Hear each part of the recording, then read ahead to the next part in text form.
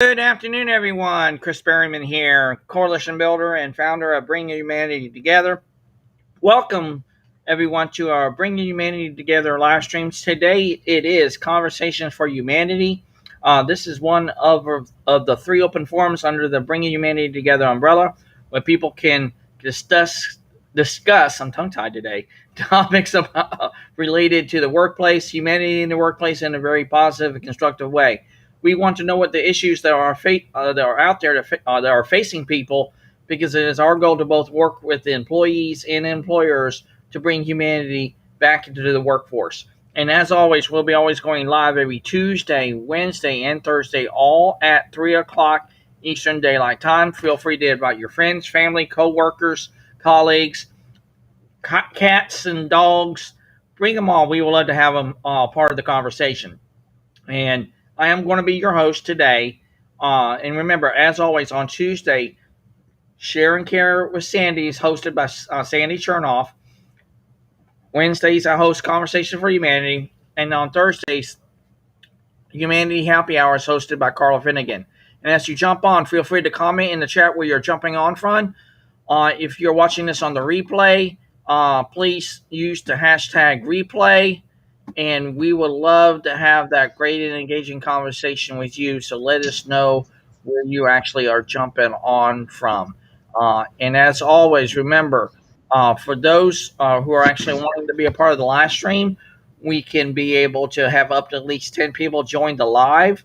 So just remember that. And also, when you're watching the replay and or if you're live, please submit any questions, comments, and things of that nature. And we would love to reach out to you and have a great conversation. Or if you want to join the show, we will also like for you to be a part of the show too as well. So here we go. Michael, good afternoon, sir. How are you doing this afternoon? Doing great. Doing very well. It's another wonderful Wednesday. So we're just waiting on people to jump on board here, and we'll be kicking it off here in about a little less than 10 minutes.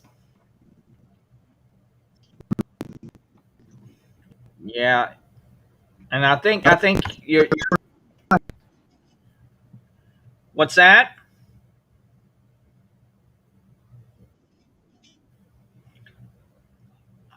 I think there might be a technical issue, Michael, because you're coming in real garbled. So I'm hoping you can hear me, but yeah, you're basically you're frozen right now on your screen. So I don't know if it's a connection issue because of the storm last night. I don't know, but yeah, I can barely hear you, but hopefully you can hear me.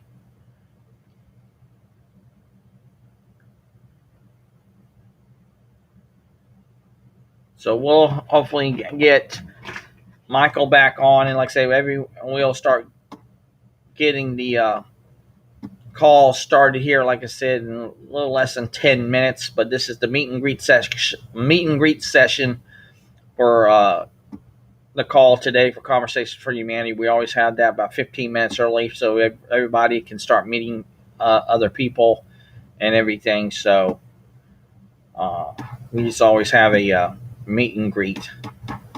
So today's conversation is going to be, again, revolving around what we talked about yesterday. It's about transformation. And I was actually talking about it also on Clubhouse. So I got a lot of good feedback on the Clubhouse side of it. So we really have gotten a lot of interactions and a lot of great people who believe transformation can really be in our business dynamic at work. Um, and I think it's just simply just doing what is right and not what is easy, and just putting yourself out there to such an extent that, like I tell people every day, you can't go wrong with right. You just really can't. So I just truly believe in that. So copy this. There we go. Alrighty.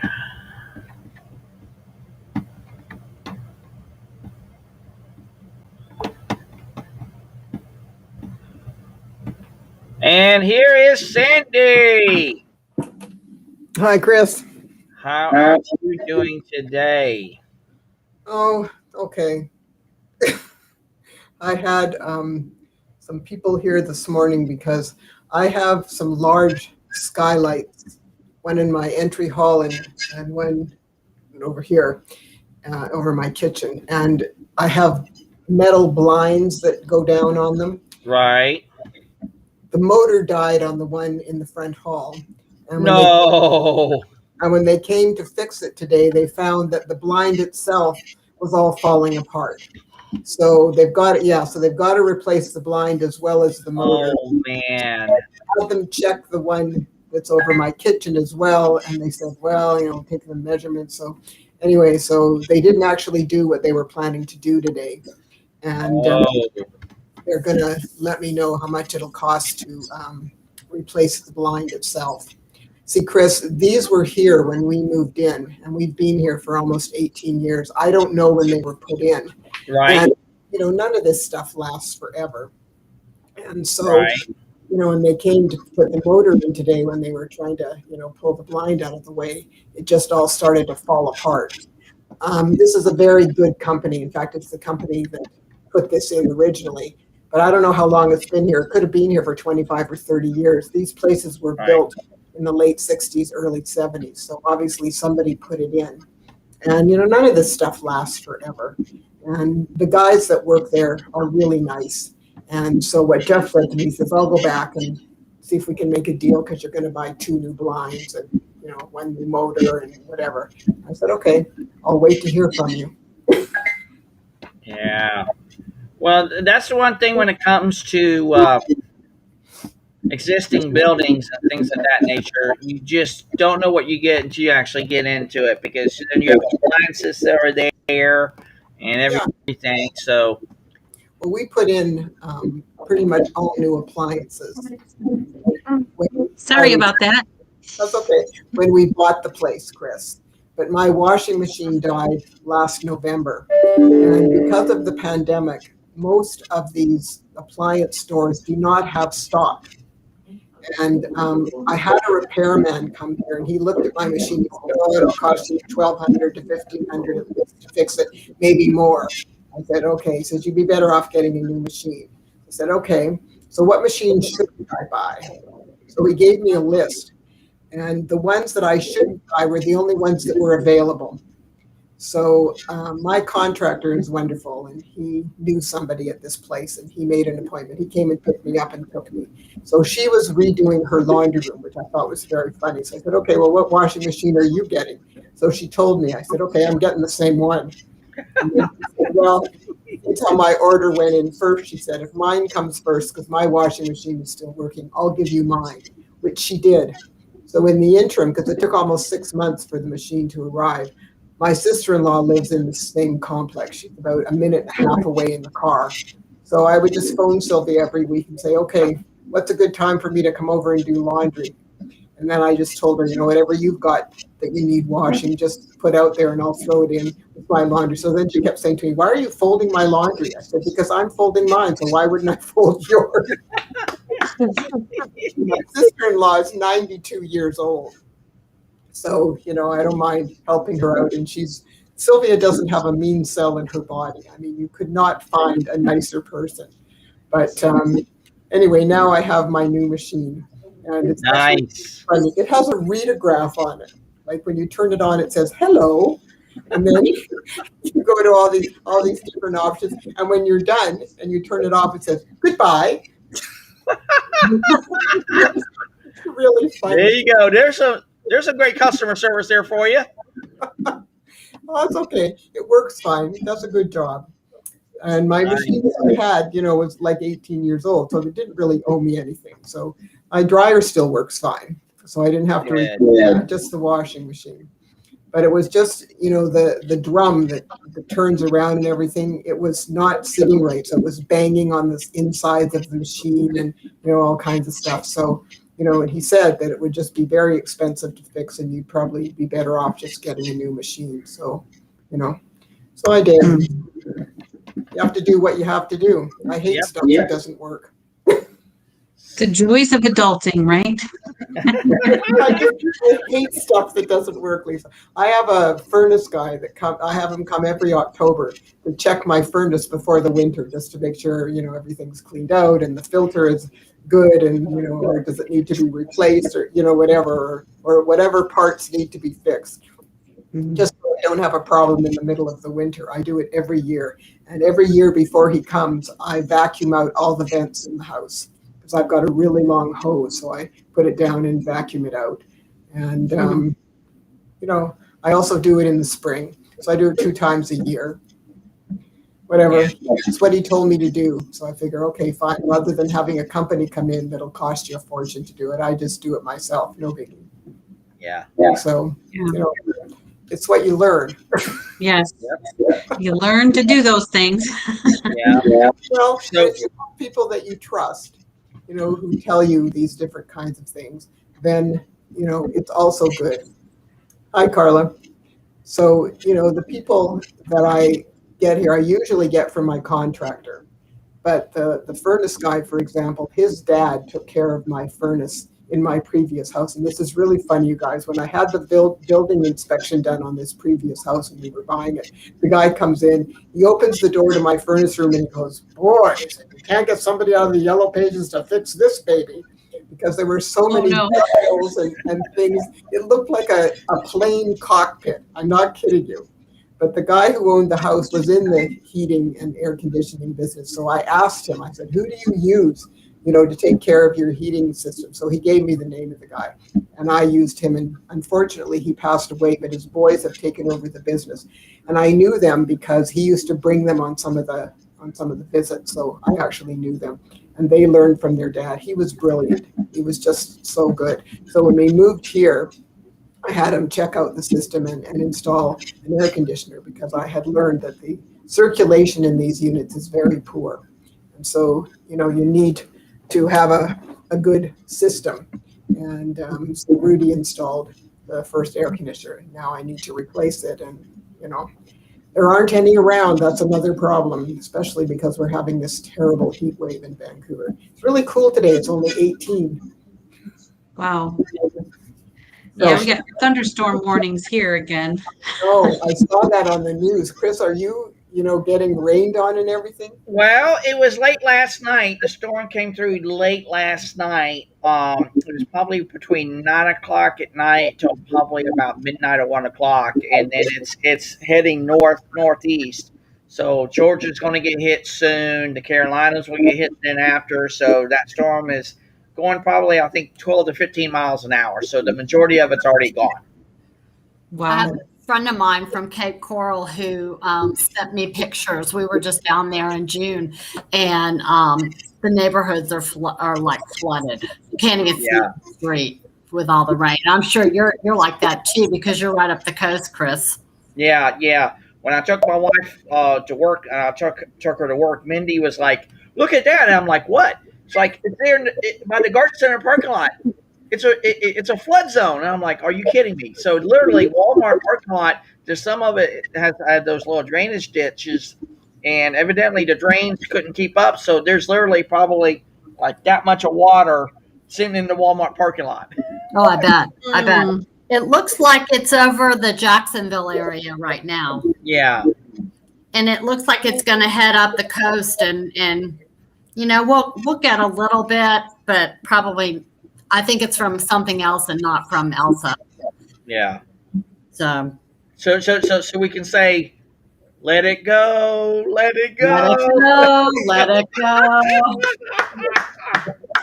How about not running away? There you go. All right. So we're going to go back into more depth now about our topic for this week, which is transformation.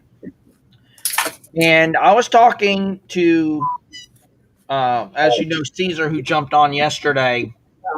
I just really believe, ladies, that transformation can be in our businesses today. I just truly believe it can be there. And I want to start off with you, Carla, especially since you've been in the nursing field for a great number of years. How can transformation we attain, especially in the field of professions like you and Sandy have been in the medical fields of both dentistry and nursing. So I'll start with you, Carla. What's your thoughts on that when it comes to nursing? How can transformation be obtained? Is that what you're asking? Yeah. How we can grant that environment to people? How can we attain that? Well, I think a lot of it comes with personal growth. And when you get out of school, you realize very quickly that you know the basics and you don't know it all. And you're constantly learning because you can't learn it all in school. And you have to be emotionally mature enough to realize that you need help and ask for that help and have a mentor and work as a team together. I think years ago they didn't have that, but now they have residency programs for new graduates, and they have a mentor. And so I think they've come a long way in transforming into the fact that when you get out of nursing school, you're not going to know it all because you haven't experienced it all. Even after 40 years, there was stuff I've still had never even heard about. Wow. So it comes with realizing you don't know it all. That is true. How long to go? And you're always in personal development. I know a lot of nurses would say, "Oh my God, I have to do continuing education. Don't I work hard enough? Why do I need to do continuing education?" Well, things always change, and everyone always needs review. And you have to adopt a lifelong learner mindset. And I don't even care if you're not in nursing anymore. I mean, I left nursing a couple of years ago and I'm doing health and wellness, but I'm always learning new things and always remembering things and always reviewing stuff. Mm-hmm. You're never going to know it all. It's the same thing in dentistry because there's new techniques, there's new materials, there's new ways of doing things. And in order to maintain your license, you have to do a certain number of continuing education hours. You have to register them with the college, and if you don't, you have to take an exam for your license again. Yeah. So, and who wants to do that again? Exactly. So, you want to keep up. And what we used to do, if somebody went to a course, then at the next staff meeting, you'd give a summary of what you picked up at the course. Mm-hmm.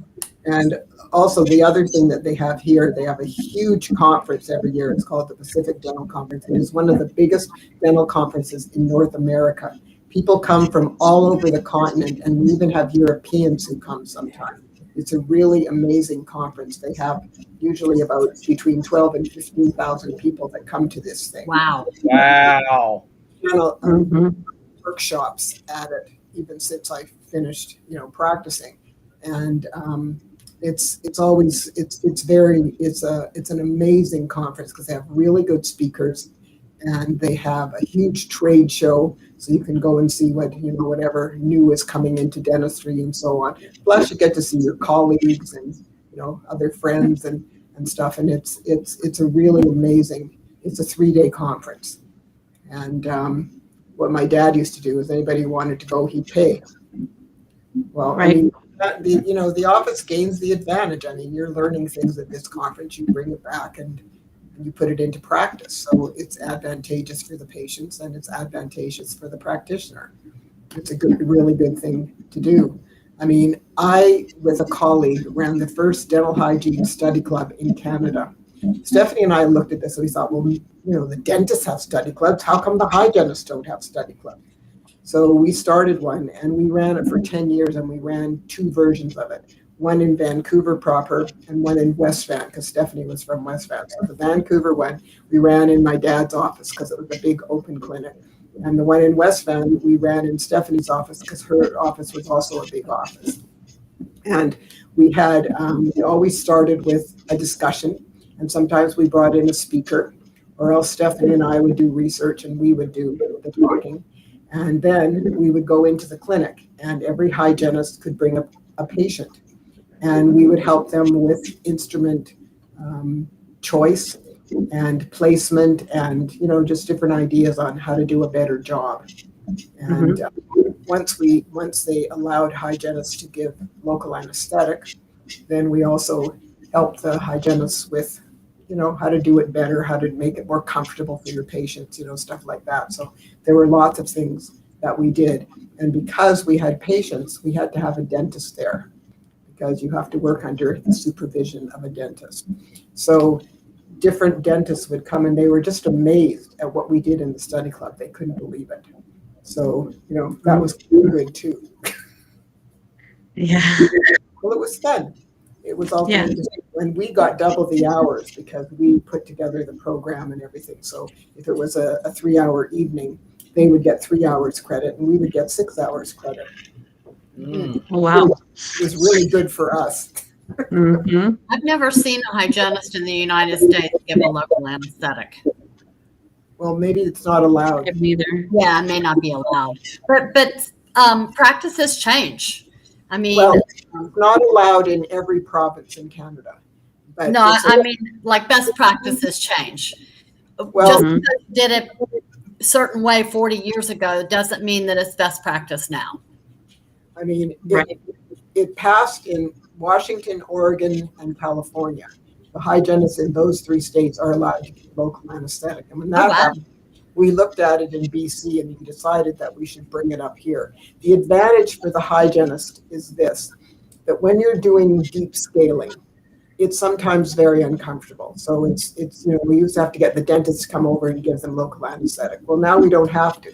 Now we could just do it ourselves. And in addition, if the patient was seeing the dentist afterwards, we could administer the local anesthetic so that by the time the patient went to see the dentist, it had already taken hold. So they didn't need to wait. They could just get started right away. Yeah. So there were lots of advantages to that makes sense. Having the hygienist being able to administer local anesthetic. So, and it was funny because when we took the courses, you had to practice on each other. Yeah, exactly, Carla. Right. Well, So I'll go to Lisa. So I'll go to Lisa because she's got over 20 plus years in the human resource dynamic, or actually now what we call the human development, human investment factor. Lisa, from your experience from a realm of human resources, can we offer transformation to people in the way that we do it even from an HR perspective? Mm-hmm. So in my opinion, with my experience, you need to know where you're wanting to go. So the transformation can't take place if you don't know where you want to go. So that really that ties into development, because like Carla was saying, you need to continually learn. And so once you know where you're going, where the company or where the individual wants to go, then you can then start to tailor your training or your development to the end result. Where do we want to go? So if you're a company and you want to increase engagement, bring humanity back into the workplace, that's the end result. And then how do we get there? Take the steps to get there through development. And you have to be willing to accept feedback, constructive feedback in regards to what you don't know or what you need to learn and things like that. Because sometimes people and companies can have a hard time admitting, like we were talking about yesterday, admitting to the fact that they need change. So you could have leaders in a company that, don't feel like they need a change. So you have to figure out a way to speak their language to show them if they in fact do need a change. And that could be through metrics or whatnot. And then once you have the buy-in, then you can develop a plan to develop either the company or obviously the people have to be developed within the company to learn the right way to go. Yeah, I totally agree with that. And for the 35 years that I've been working for other people, I just really got clear, like I said, when I started this journey in 2017, that I just knew there was a better path forward. And I knew that there was a way to do it. I didn't know all the ins and outs of it. I just knew it's like you see a path. You see a path. You know it. It's there Mhm. and everything. So that's why I'm surrounding myself with you ladies, because you know more things far better than me. Because number one, when you work for others for that long of a time, you don't know what you don't know to a Mhm. certain degree. But then when you open yourself up and take that first step of that journey of 1,000 steps, and you create that environment that's inviting and engaging to people, and with maybe the very simple acts that we do, comes out of that very transformation, not only for us, but it could be for Mhm. Carla, it could be for Sandy, it could be for you, Lisa, it could be for everybody if they just allow that to occur. And if we can do that, and which I know we'll do that very well here, bringing humanity together, without a doubt. You ladies are just phenomenal, just on your own right. I mean, literally, you guys know what you know far better than me. I mean, seriously, you guys have put so much faith and hope and your support into this. You guys wouldn't be here if you didn't believe it's going to be happening. You just know that this is the way to go. It's just like in the Mandalorian, he says this is the way. You know, I mean, because I'm a big Star Wars fan, but that to me, we can do that. We just need to be cognizant and, like you said, Lisa, about knowing where you want to go. And if we can Mhm. show that with others, then maybe they may not know where they want to go. Maybe we have to take the time to ask them, say, hey, what you want to do? What's your passion? What's your purpose? And I think that will Right. go a long way to create a better, not only healthy culture inside an organization, but the environment will be right for human development, human investment, growth, potential. I mean, everything will be a natural byproduct if you just start from that point moving forward. Yes. But they have to want to, Chris. That's the big Yes. problem. If they don't want to, nothing's going to happen because it's a wall that you can't climb over. But if Mhm. everybody wants to learn and wants to improve themselves, then that's 90% of the battle. Then, they're ready. And then you get the right person in there with the right pieces and they'll flourish. I mean, there's no doubt about that. I mean, I've seen it happen. And it's fun to see it happen. There's nothing more fun than seeing that aha moment on somebody's face when they actually get it. Yeah. I mean, it's a wonderful sensation to see that. Mhm.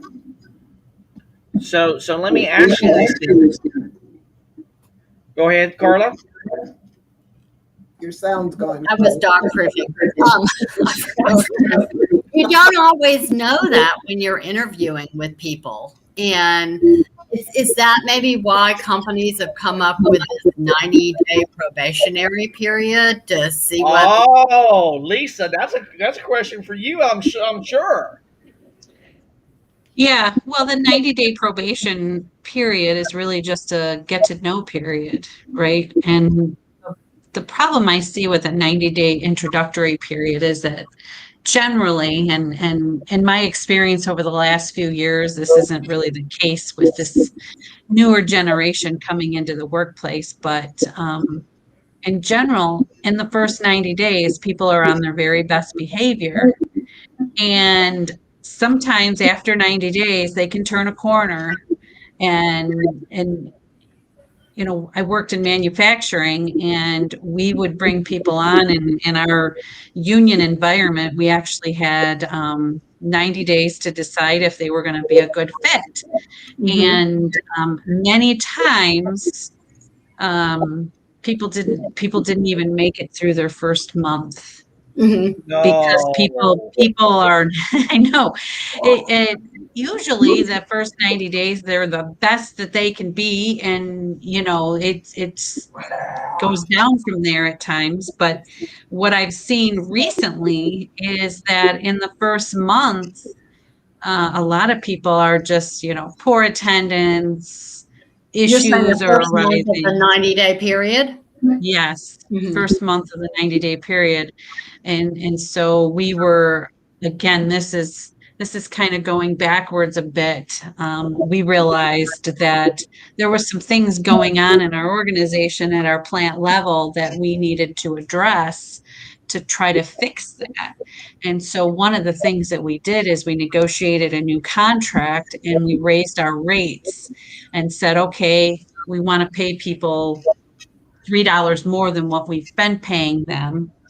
And we took a little bit more time to hire the person, and we saw our turnover numbers go down a little bit, but it still didn't change a lot. It was pretty amazing to me. We would bring people in even under temporary, and we would tell them, this is just kind of a pass through. We want to hire you. If you do X, Y, and Z, you're going to get hired. And people wouldn't come to work.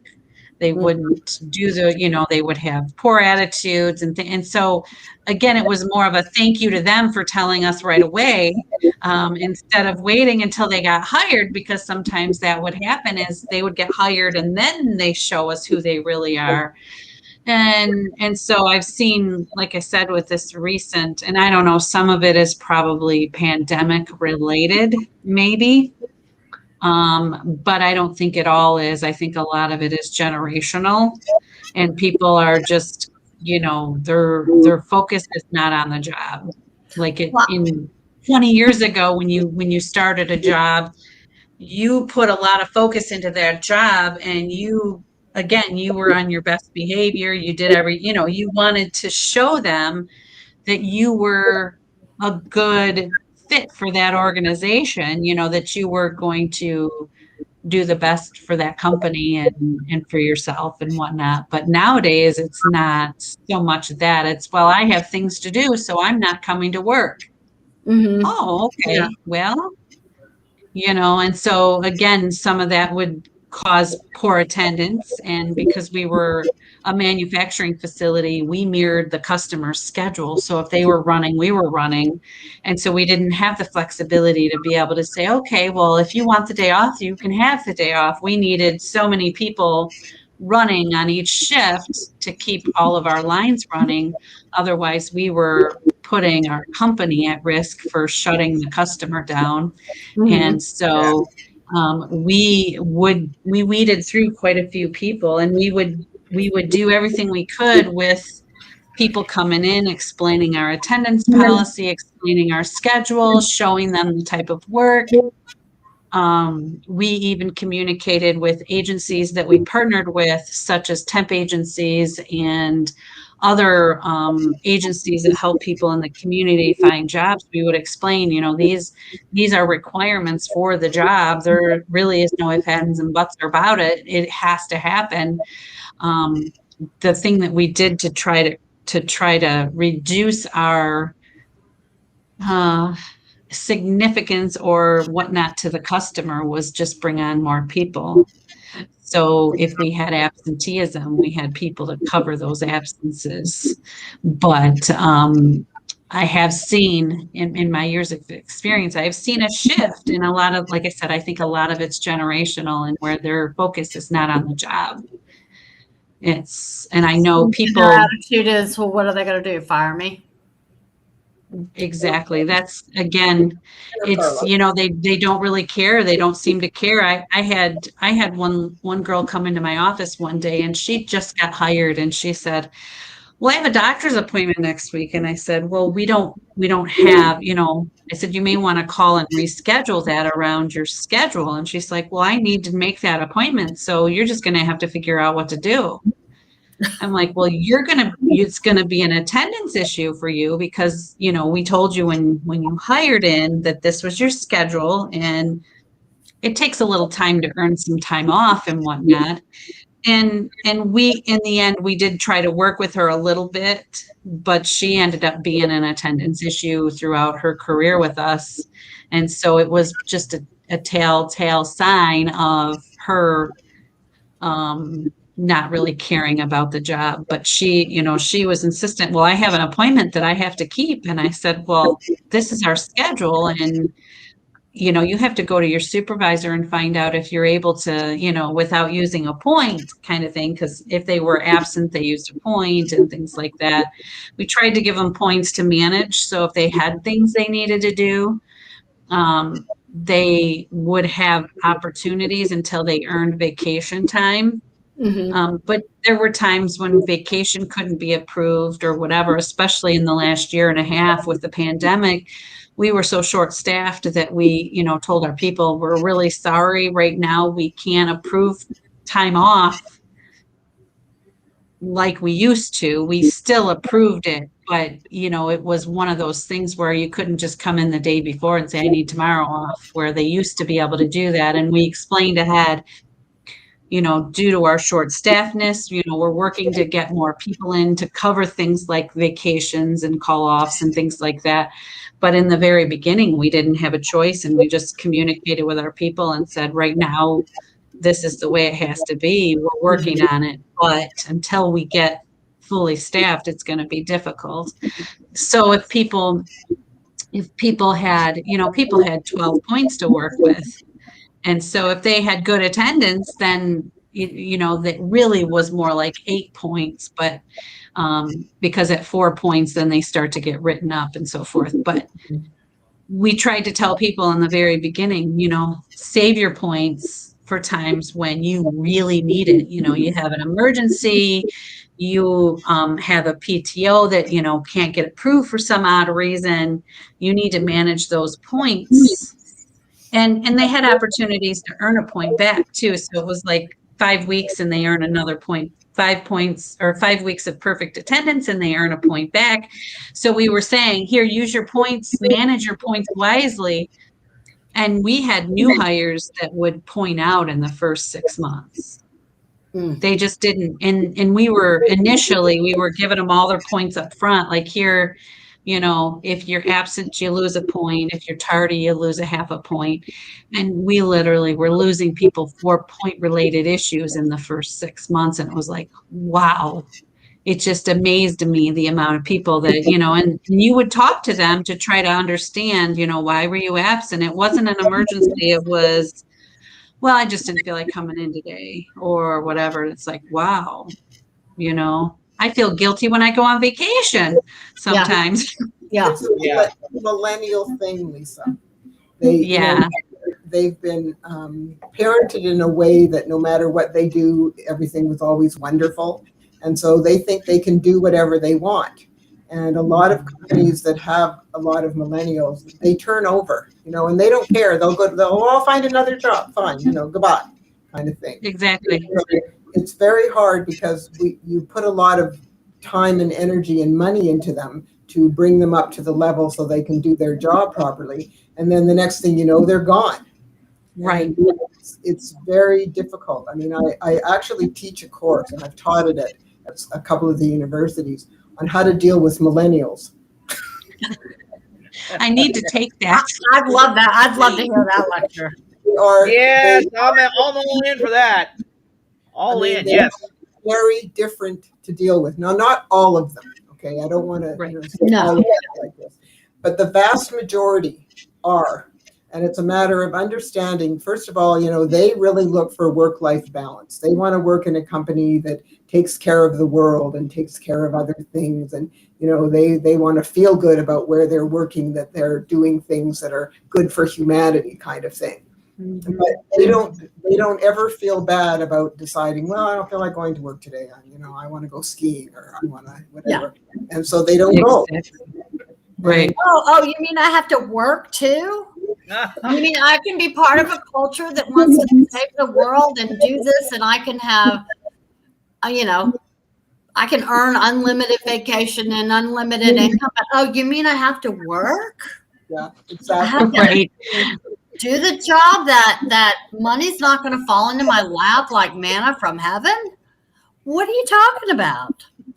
There is a funny YouTube video. If I can find it, I'll send it to you guys. It's basically very similar to what Carla was saying, but it focuses on an interview, and this millennial is being interviewed. Well, I think I've seen it. Okay, yeah. And she says, what do you mean I have to be here at 9? I'm thinking 11 or something. I don't do anything until 11. Right, something like that. Yeah. It's pretty funny. Well, it's their view of how things should work. And part of it has to do with how they've been parented. And part of it has to do with the fact that they just feel that they're the center of the universe. Mm-hmm. And so they can do what they want to do. And they're not really willing to take on the responsibilities of what a job really entails, because they still, want to go and play golf or go skiing or go play tennis or go do whatever they want to do when they want to do it. Yeah. And you just can't do that when you have taken on the responsibility of a job. I'm sorry, it doesn't work that way. You've got to schedule those things after work, on the weekends, if you have a day off, on your day off. You can't just decide, well, today is a nice day, I think I'll go play golf. You can't do that. But they think you can. And so it's a different mentality. It's not the way we were brought up. It's not the way, we learn things. But I was telling my kids when I worked at McDonald's, this was back in the 70s, I was making $1.60 an hour. Wow. And then when I went to nursing school and I could work at the hospital as like a nursing assistant, I was making $3 an hour, and I thought that I'd hit the big leagues. And then when I graduated, I was making like $8 an hour. Wow. And back then in 1980, that was a lot of money. Yeah. Yeah. Yeah. But the kids now are like, I have a college degree. What do you mean you're going to pay me $10 an hour? Yeah. Right. See, and in hygiene, when I graduated, you made $30 a day. But by the time I quit, I was making, almost $100 a day. I mean, it just, totally changed. And part of it had to do with the fees in the office and, with different things. I mean, for hygienists, you're bringing direct fees into the office because you are working on a patient and they have to pay for your services. So you are actually bringing direct fees into the office. But, I mean, I never really thought about it. When I first started working, you made $25 a day, then you made $30 a day, then I made $40 a day. Like it just kept going up. And it was just, I never thought about it because it was the same work, but it had to do with what the fees were and how conscientious you are and so on and so forth. And, it was just something that showed appreciation for the time and effort that you were putting into dealing with the patients. But these millennials don't seem to have those concepts, or at least most of them don't. They just don't relate to making a commitment and fulfilling it in terms of how the expectations are, because their expectations are very different from what we would expect in terms of what you do with a job. Because again, if something came up for them, they figured, well, I'm going to do this. It's come up for me. I want to do it. It's not that work is important. And it's interesting because if they suffered, so they just go to their parents and the parents will pay, for something else. So it never was a worry. See, I mean, what we did with our kids is I used to tell my kids, just because Dad and I can afford it doesn't mean that you get to have it. Because, for example, well, you have to explain that to them, Carla. I mean, when we first started going up to Whistler, they got a Blackcomb Pass. Okay, that's for one of the mountains. Yeah. Then the second year we were up there, kids decided they wanted a dual mountain pass. Okay, so they could ski both Whistler and Blackcomb because their friends did that. Well, the difference between the two was about $60. So, they said, well, why can't we do that? I said, well, here's the deal. You want to do that? You come up with the $60. We'll pay the, whatever the flat rate was, and you come up with the $60. So Mark right away put the money forward. Here, my daughter, who's much stingier, was moaning and groaning about this and whatever. I said, look, Elisa, you want the dual mountain pass? That's what you got to do. You've got a part-time job. You've got money in the bank. So if you really think this is important, come up with the $60. Yeah. A couple of years after that, we paid the whole shot. But it was just a matter of they needed to understand that just because your parents can afford something doesn't mean you're entitled to it. And it was the same thing with ads on TV, for games and, different things. Yeah. Any of that kind of stuff. I said, I'm sorry, it's advertised on TV. I'm not buying it. Yeah. Well, my kids used to they'd want like the set. Well, back then, now it's even more so. They wanted the $70 tennis shoes, and I said, I'm not buying you $70 tennis shoes. You come up with the money yourself. And both of my kids refereed soccer, and they bought those $70 pair of tennis shoes that fell apart just like the $30 ones. and they learn that just because you're paying more doesn't necessarily mean that it's better, and that's what you really want, because it's going to fall apart just like the other shoes. Well, the same thing was when our kids went to university, because both of them decided they wanted to go away, and I couldn't really argue because I went away to university. But what we agreed to do was this: that we would pay the fees, we would pay the books, we would pay the transportation back and forth, and we would pay their accommodation. But I said, you want to go to Montreal and visit your friends, you want to go out to bars and different stuff, I'm not paying for that. So get yourself a Some walking around money. Save your money, and for those kinds of things, you pay. Right. The fees and the books and the accommodation was a lot of money. And we just figured it was enough. So so both the kids got summer jobs and saved up their money, and they did some of those things, but in the end they decided they didn't want to do all those things. It cost a lot of money. So up to you to figure it out, but they did. And I think that these are lessons that kids need to learn. But if parents are overindulgent, then kids don't learn any of those things. And I don't think it's a good lesson. I mean, the other thing that we told our kids, something my dad told me, as soon as you start earning money, start saving. And maybe even get yourself a financial advisor and start making investments so that, down the road, when you want to retire, you will actually have money to retire with. Yeah. And the sooner you start, the better it is, because, with the interest and so on, it compounds much more quickly if you continue to do it. And so both our kids have investments. And with Mark in Toronto, what we did is we hooked him up with financial team at RBC, because that's the team that we have in Vancouver. And the guy who heads up our team gave us the name of a guy that he knew in Toronto who was really good. And so Mark and Kim use him, and they're very happy. And it's just a matter of, and my daughter-in-law loves to save up money and do things. Her dad told me she started saving when she was a little kid. And, what they've done is actually really cool. For example, they renovated their basement. Okay. And they put a kitchen in down there, and, we did a lot of stuff, putting carpeting and so on and so forth. And one of Mark's friends is a contractor, but what they did is they saved up the money. So when they actually hired this guy, they paid him cash. So he gave them a better deal. Wow. But it was a matter of, rather than taking out and renewing their mortgage in some way, this way they just paid cash for the renovation, and they just redid their windows in their house and their front door and something else, and they did the same thing. They saved up the money, so they paid cash for the stuff, and good for them. And they've almost paid off their mortgage. They've been married for 13 years. They've almost paid off the mortgage on their house. Nice. That's awesome. Well, that's because Kim's been determined to do it. And, I take my hat off to her. Good for her. And they're very careful. But, they don't deny the boys a lot of things. Like I told you, they've just gone off to summer camp for the summer.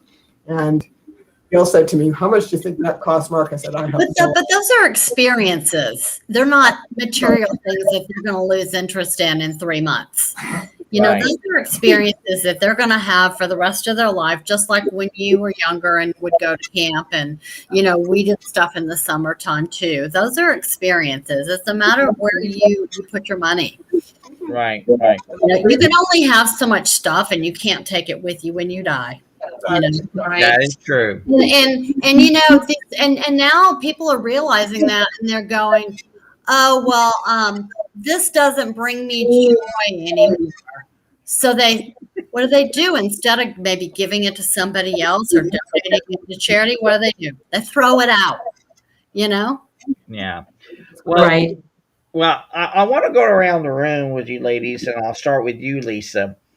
Can you remember a moment, whether to be somewhere in the business world that you worked at, that someone literally has transformed you to such an extent you can remember that moment when that happened? Can you name me an experience that happened for you?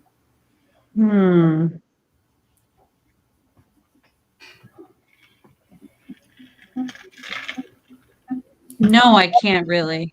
I really can't.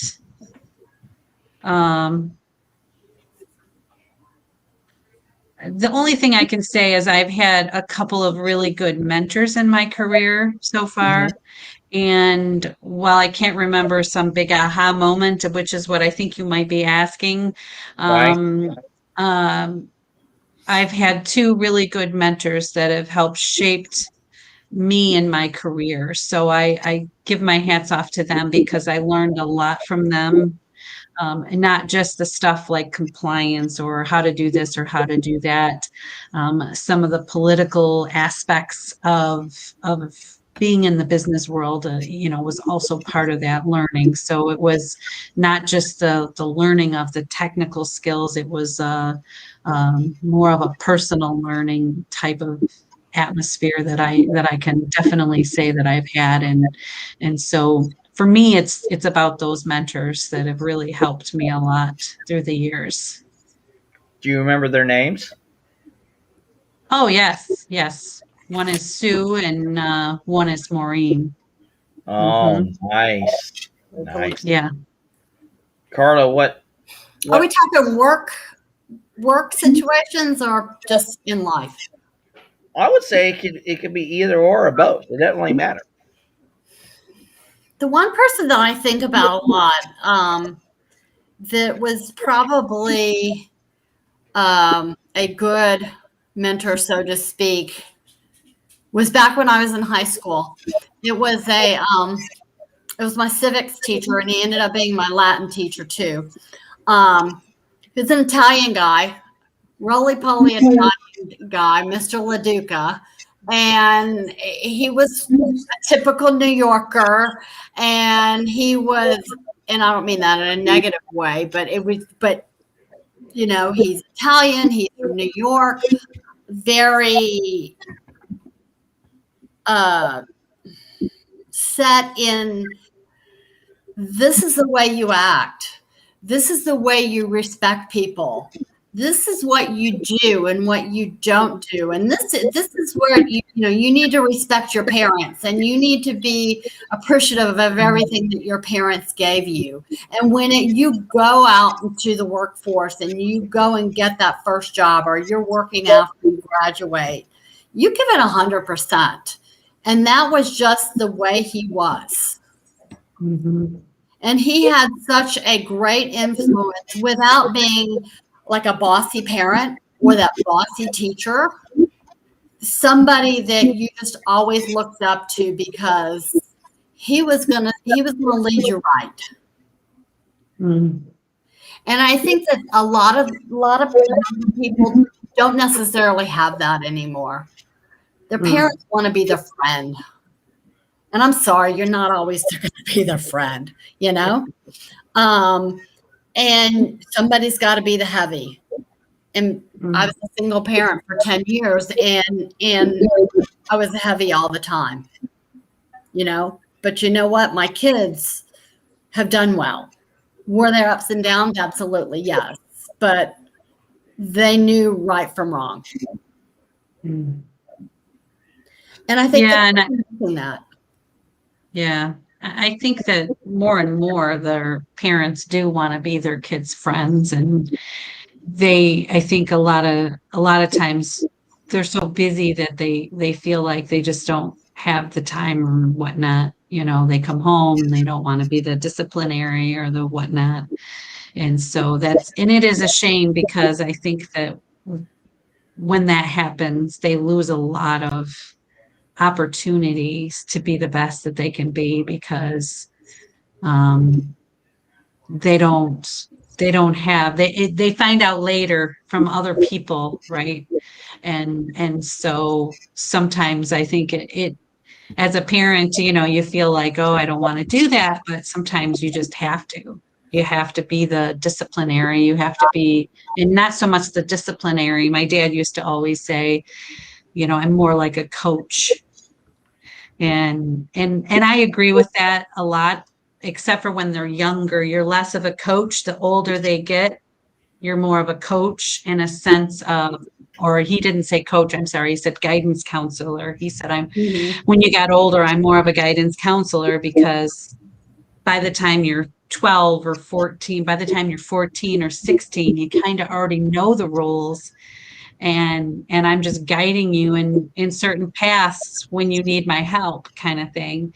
And so to some degree, I do believe that. I think if you raise your kids right with discipline and showing them what's right and what's wrong in the beginning, as they get older, you're less and less of the disciplinarian and more of the guidance counselor, and that, they know what's right and what's wrong. They're not always going to make the right. I mean, we all make the wrong choice sometimes.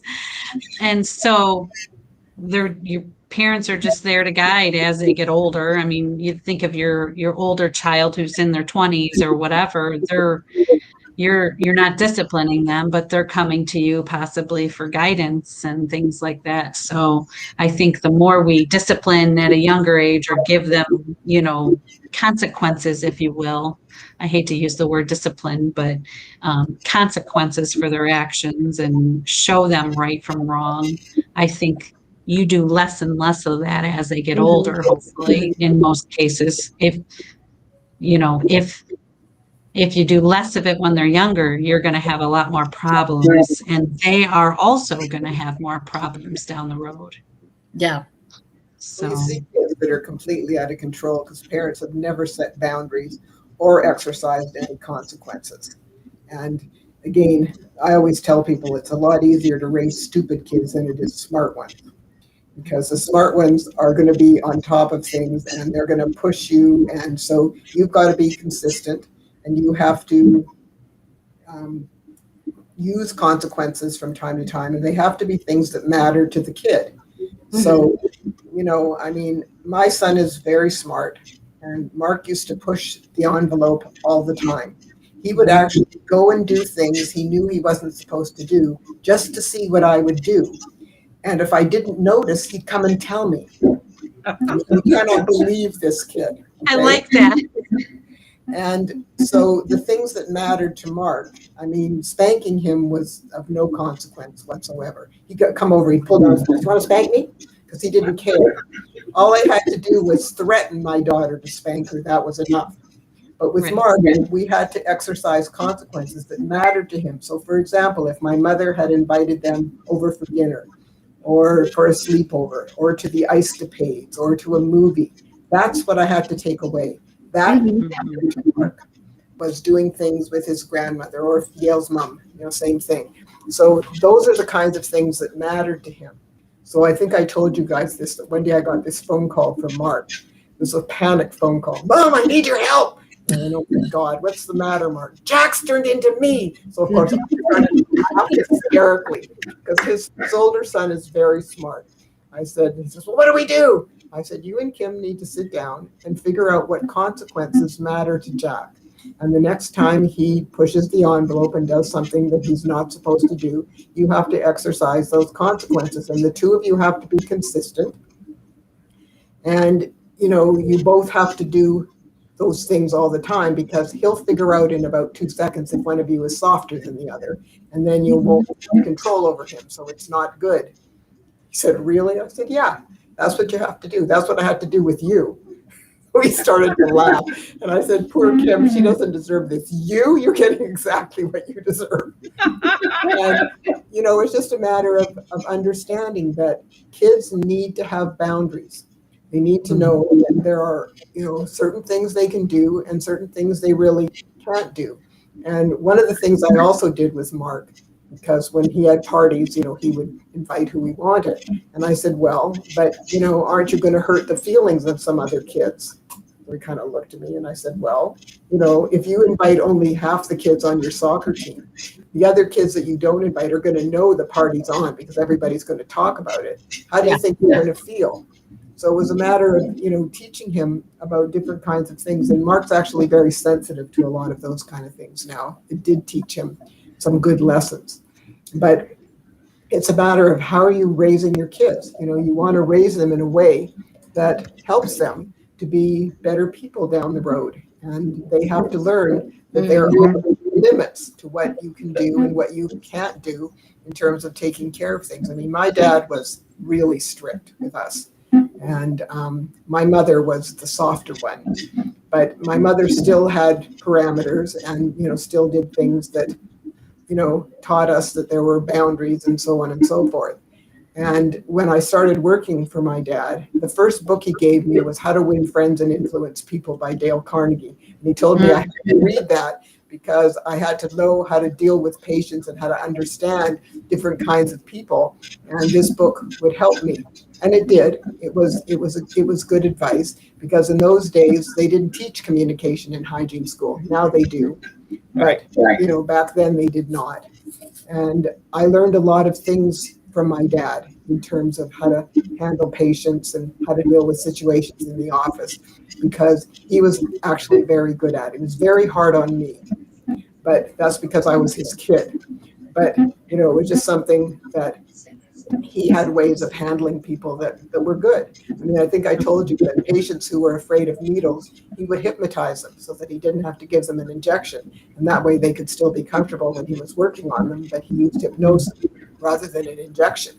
And, so lots of things that he did that made patients more comfortable. But, with me, if I got an A, why wasn't it the top A? If I ran a race, why didn't I break the record? I mean, nothing I ever did was ever good enough for him. So, he was very, very hard on me. And my sister watched this and just decided to drop out. She wasn't going to do any of these kinds of things because she didn't want dad on her back. Yeah.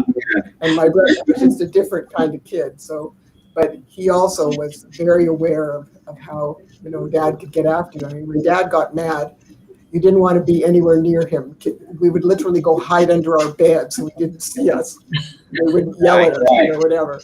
But it's just a matter of, my mother wasn't like that. It wasn't that she didn't get angry with us, but she certainly didn't treat us in those ways. And my mom ended up with high blood pressure. I think it was because of all the things she had to smooth over for my dad. My mother would say, wait till your father gets home. Yeah, exactly, Carla. Exactly.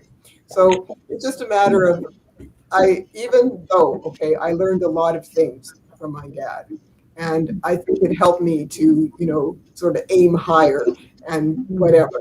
And there's nothing wrong with that either.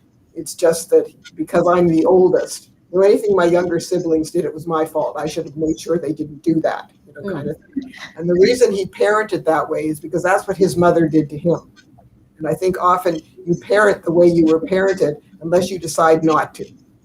Right. And you can make that decision. I'm not going to parent. I was parented. I didn't enjoy it. I'm not putting that on my kids. I never did that to her. I never blamed her for stuff that Mark did because I knew it had nothing to do with her. And that's in and of itself. Well, that's right. I mean, Elisa was a very good little girl. If you put a barrier up, she would come up to the barrier and go, oh, it's a barrier. So she'd walk away. Mark would come up to the barrier and he'd try to figure out if he could move the barrier, if he could squeeze under it, if he could climb over it. Exactly, Carla. Mm-hmm. Barriers didn't mean anything to him. He was going to overcome it. It's just, it was the way his mind worked. We had friends who had 3 little girls, and they called their youngest their boy. They came to Whistler with us one weekend, and at the end of the weekend, my friend Sharon said to me, after spending the weekend with Mark, she says, I don't think we can call Peggy our boy anymore. She couldn't believe it. That's great. They're different, it's just, like when Mark would ski, he skis like my brother, like he jumps off of cliffs, and does all the kinds of things. One of my girlfriends, who's a judge, if we ran into my brother when we were skiing, and Sunny would turn to me and she'd go, are you going to ski with Dave? So why? Because if you're skiing with Dave, I'm not skiing with you. Because he would literally jump off of cliffs, do all kinds of things. It's crazy. But, it's the nature. Most little boys, not all little boys, but most little boys have no danger antennae. So they just do whatever. There are some girls like that, but most girls are more cautious. And they don't do a lot of the things that little boys do. So if you don't have one of each, you don't know that. And of course, you see for this family, and there were 3 families that were friends of ours. All of them had 3 girls. We didn't have any boys. I said, oh yeah, well, you guys have no idea. Because they're very, very different. Their approach is different. And that's okay. There's nothing wrong with that. But you have to deal with each child individually. You have to deal with them in the way that works with them. And if you don't do that, then you're going to have trouble. And again, as I've said, I've seen lots of parents whose kids are completely out of control because they have never set boundaries. They have never, taught them that, you can't do whatever you want all the time. It just doesn't work that way. And Right. parenting isn't easy. I mean, it's really not. It's a very hard job. And, until your kids are into their 20s, you still are the parent. And my kids do come to me for advice. And actually, it's very funny, Lisa, because when they come to me, Mom, what do you think about this? And I kind of look at them and I go, you really want to know what I think? Yeah. You're sure you want my opinion on this? Because otherwise, I don't want to say anything. Yeah, I want to know what you think about this. Okay, you're sure? Yeah. Right. I'm not going to hold back. Yeah, really. Well, So, you don't want to offend them. And as far as I'm concerned, they're adults. Their life is their life. I mean, when my son got married, my friend said to me, you're the mother-in-law. Wear beige and shut up. It's just, and I have a very nice relationship with my daughter-in-law, and I would hate to ruin it. I don't tell them how to raise their kids. I really don't. It's, in my view, it's none of my business. They're their kids, it's their family, they're adults, it's their choice. If they ask me a question, then I always say, you should want to know what I think about this, then I will offer an opinion, but I don't come in and tell them you should do this or you shouldn't be doing that or whatever. I mean, Jack is very smart, and so he's my older grandson. He's much more difficult to deal with than his younger brother. It's not that his younger brother isn't smart. It's just that Sam is more social and more easygoing. Jack is very determined, and he views the world in a certain way. And if things don't go his way, he gets very upset and he tells people, you should do it this way, that kind of thing. That's the kind of he is, even though he's only 11. So, it's just a matter of understanding how to deal with different kinds of kids. And Jack's way different than Sam, and I don't deal with them the same. I just really don't. But I know how to deal with Jack because he's like his father. It's just the way Mark was. So, it's okay. I totally understand. And what's really funny is Jack tried some stuff on our daughter. And she was visiting in Toronto. And she remembered what her brother was like. So she dealt with him the same way. So he didn't get away with anything with her either. That's funny. Again, you have to put up those limits. There has to be, certain parameters. And, he just thinks he can do what he wants. And if people are doing things the way he likes, then he tells you, you can't do that, really. So it's just kind of interesting. Well, he tried it on me one of the times that I was there. Nannies don't work evenings or weekends. So Mark and Kim often don't go out a lot. So I said, go to a movie, go out for dinner. I'll take care of Jack. So, of course, he comes up to me and he says, Mommy and Daddy let me do, I don't even remember what it was, Lisa. And I said, I'm sorry, Jack, I'm not letting you do that. So he puts his little hands on his hips and he goes, you're not the boss of me. And I said, well, actually, when Mommy and Daddy aren't here and I'm babysitting you, I am the boss of you and I'm not letting you do that. He looks at me and he goes, oh. I said, Jack, don't do this again. I raised your dad. I know how this works. So don't try it again. So we started to laugh. But he never, well, in a way, Lisa, you can't blame him for trying. He figured I wouldn't know. So, but I just didn't think that was a thing that his parents would allow him to do. And so there was no way I was letting him do it. But it's just a matter of, you can't really blame him for trying. Right. But you have to say no. I mean, you just have to, he laughed. He thought it was really funny that I pulled the rug out from underneath him and let him do it. But he never tried it again. He never did try it again. So right.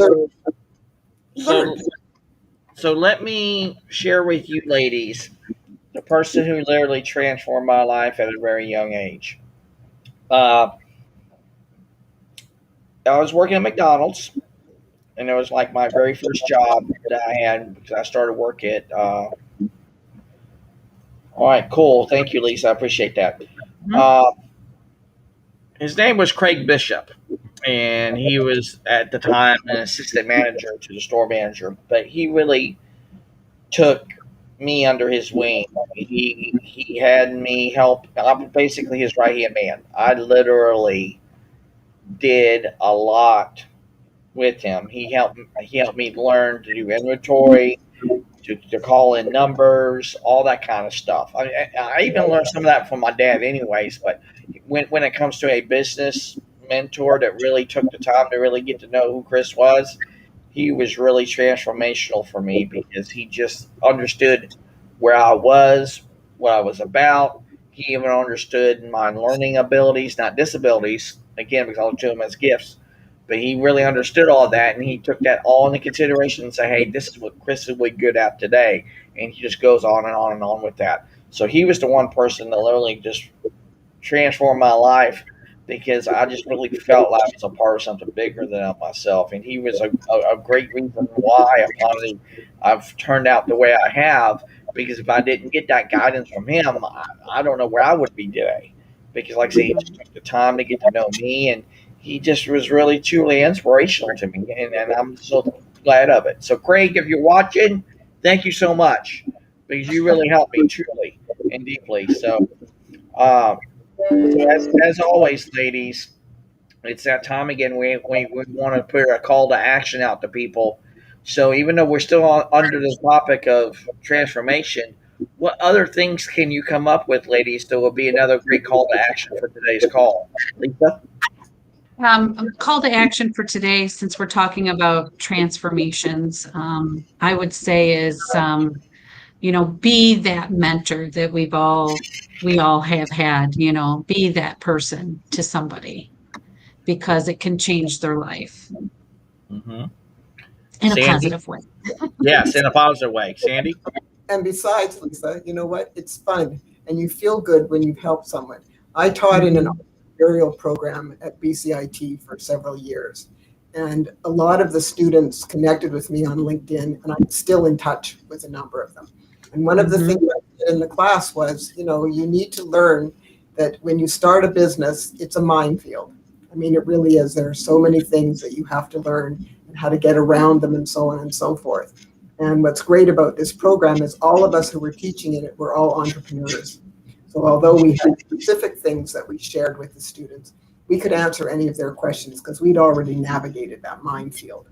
So it was just a matter of helping them to be able to be successful. And it was a great program because pretty much 90 to 95% of all the people that went through that program ended up with a successful business. Because we really taught them, how to set it up and what to look for and, the pitfalls and all those kinds of things so that they would know how to get around those things. And that's what it was like, Lisa. It was like mentoring these kids and helping them so that they could be successful in their lives with the things that they wanted to do. And it does make you feel good when you can help people.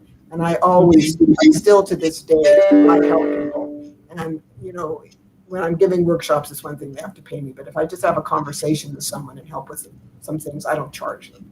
I mean, it's not how I do it. I'm happy to see people be successful. And if I can give them some tips, yeah, I will. I mean, I started this business with no business background at all. Zero, zip, nada, nothing. So for me, it was a very steep learning curve in terms of how I was going to get this off the ground and make it work. But it's interesting, I went to a lot of networking events and I met people who gave me suggestions. Some of them were not appropriate for my business, but that's okay. They were trying to be helpful.